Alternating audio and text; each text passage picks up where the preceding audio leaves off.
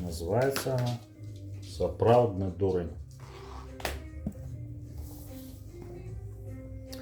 Жылі тры браты, два разумныя, а трэці дурань.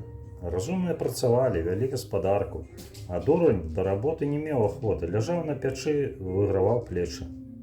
Паехалі аднойчы разумныя браты араць, а жонкам сказалі: «У поўдзень прынясіце нам абед».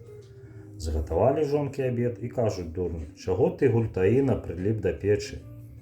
Хоць бы ты абед занёс братам. Тыя ні свет, ні зара, устаўшы, працуюць, а ты толькі і бакет лежваеш». «Адчапіцеся!» – адмахваецца дурань. «Нясіце самі!» Пабралі братовыя дзеркачы, ды сілаю сагналі дурня з печы. Далі яму бохан хлеба, гаршок капусты і гаршочак кашы, ды выправілі ў лес. Ідзе дурань варон лічыць, надакучыла яму варон лічыць. Пачаў навокал азірацца, бачыць, ідзе за ім яго тень. Дурань падумаў, што гэта злодзей крадзецца, хоча абед адабраць. «Чаго ты прыстаў да мяне?» – закрычаў дурань на тень. «Адчапіце!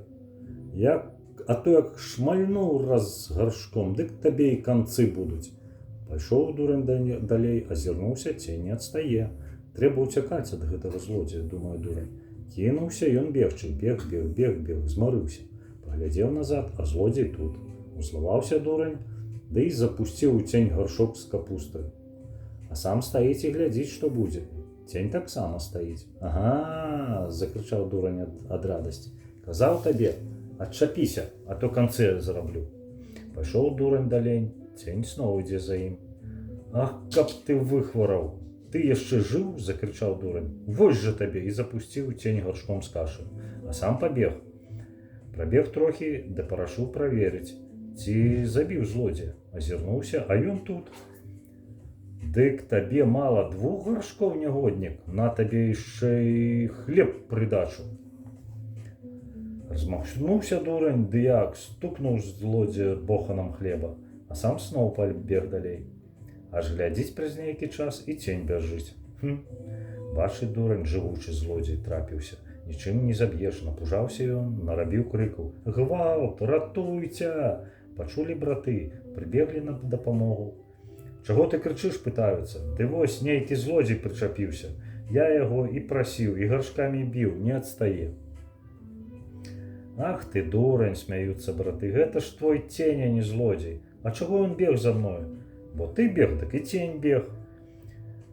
Палаялі браты дурня, што гаршкі пабіў, і пашлі дамоў абедаць, а яму загадалі: «Пасі каней, ды адганяй овадаў». Узяў дурань галінку і пачаў овадаў адганяць. Згоніць іх, а яны зноў садзяцца. «Пачакайце ж, праклятыя!» – злуецца дурань. «Я вам пакажу». Высек ён дубінку. Як толькі сядзе овадзень на каня, дурань трах яго дубінкай. Біў, аваднеў і пазабіваў коней. Ніфіга себе. «Ну, гэта яны наеліся», – думае дурань, і спаць палеглі. «Адпачну і я трохі». Вярнуліся браты, бо будзілі дурня. «Дзе коні?» – пытаюцца. «Ды вунь у кустах спяць». «А ты овадаў адганяў?» «А як жа?» «Канешна, адганяў», – адказвае дурань. Як пазабіваў усіх овадней, дык коні сразу і супакоілись, і паснулі. Пашлі браты на каней глядзець, а тыя ногі выпруцілі.